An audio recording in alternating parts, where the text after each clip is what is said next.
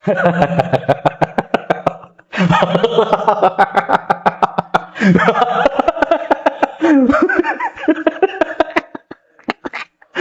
தமிழர்கள் அனைவருக்கும் சிரிப்பால் வணக்கம்.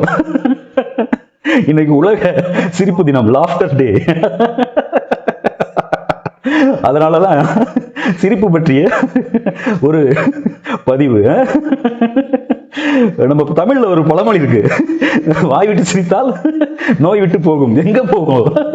யாரு சிரிக்காம அப்படின்னு இருக்கானா அவன்கிட்ட போயிடும்.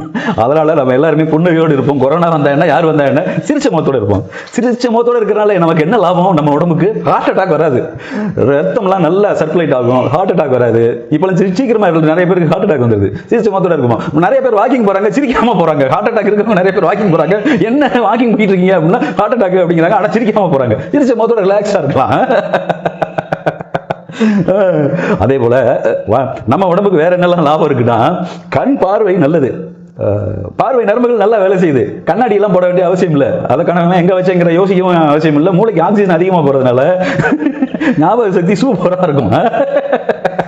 பியூட்டி பார்லருக்கு போக வேண்டிய அவசியம் கிடையாது. முகம் சிரிச்ச முகத்தோட இருக்கும், ஆக்சுவலாவே அழகா இருக்கும். நான் இந்த நேரத்தில் இருக்கேன், நான் அந்த நேரத்தில் இருக்கேன் கவலைப்பட வேண்டியதில்லை. சிரிச்ச முகத்தோட இருக்கிறவங்க எல்லாருமே அழகு. வள்ளுவர் கூட சொல்லியிருக்கிறாரு, நகை ஈகை இன்சொல் இகழாமை இவை நான்கும் மூத்த குடியில் பிறந்தவர்களுக்கு அழகுன்னு. 2000-2500 வருஷத்துக்கு முன்னால ஜாதி மதம்லாம் இருந்திருக்காது. அப்ப அவர் டிஃபைன் பண்ணியிருக்கிறாரு, புன்னகையோடு இருக்கிறவன் மூத்த குடியில் பிறந்தவன் அப்படின்னு சொல்லி டிஃபைன் பண்ணியிருக்கிறாரு. இடுக்கன் வருங்கால் நெகுக, அதெல்லாம் முன்னோர்கள் சொன்னது. அதே போல பகவத்கீதை, குரான், பைபிள் எல்லாத்திலையுமே சக மனிதனை பார்க்கும்போது சிரிச்ச முகத்தோட இருக்குன்னு சொல்லியிருக்கிறாங்க இல்லையா? நம்ம எல்லாருமே சக மனிதனை பார்க்கும்போது புன்னகையோடு இருப்போம். கொரோனா வரும்போது நம்ம புன்னகையோட இருப்போம். எந்த பிரச்சனை வந்தாலும் புன்னகையோட இருப்போம். எல்லாமே சரியாகும். சரியா நண்பர்களே? இப்ப இருக்கிற காலகட்டத்தில் மாஸ்க் போட்டுட்டு சிரிங்க, மாஸ்க் போடாம சிரிக்கக்கூடாது. சரியா? இங்க யாருமே இல்லை என்னை சுத்தி, இது பர்சனல் ரூம், அதனால நான் மாஸ்க் போடாம சிரிக்கிறேன். சரியா? பகவான் கிருஷ்ணனை பாத்தீங்கன்னா எப்பயுமே சிரிச்ச முகத்தோட இருப்பாரு. எவ்வளவு பெரிய பிரச்சனைகள் இருந்தாலும் சிரிச்ச முகத்தோட இருப்பாரு இல்லையா? சிரிச்ச முகத்தோட அப்படி போகும்போது அங்க இருக்கிற பிரச்சனைகள் எல்லாம் சிரிச்சாயிருது. பெரிய பெரிய வெற்றியாளர்கள் எல்லாம் பாத்தீங்கன்னா சிரிச்ச முகத்தோட இருப்பாங்க. சிரிச்சிட்டு கொஞ்சோட அப்படி இருக்கிறவங்க எல்லாம் ரொம்ப ப்ரெஷரா இருப்பாங்க. நம்ம சிரிச்சுக்கிட்டே இருப்போம், வாழ்க்கையை கொண்டாடுவோம். யாருமே நல்லவை யாருமே எல்லாமே நம்ம கிட்ட வருவோம். நல்லவங்க எல்லாருமே நம்மளை நோக்கி வருவாங்க. சிரிச்ச முகத்தோட இருப்போம். Love you all.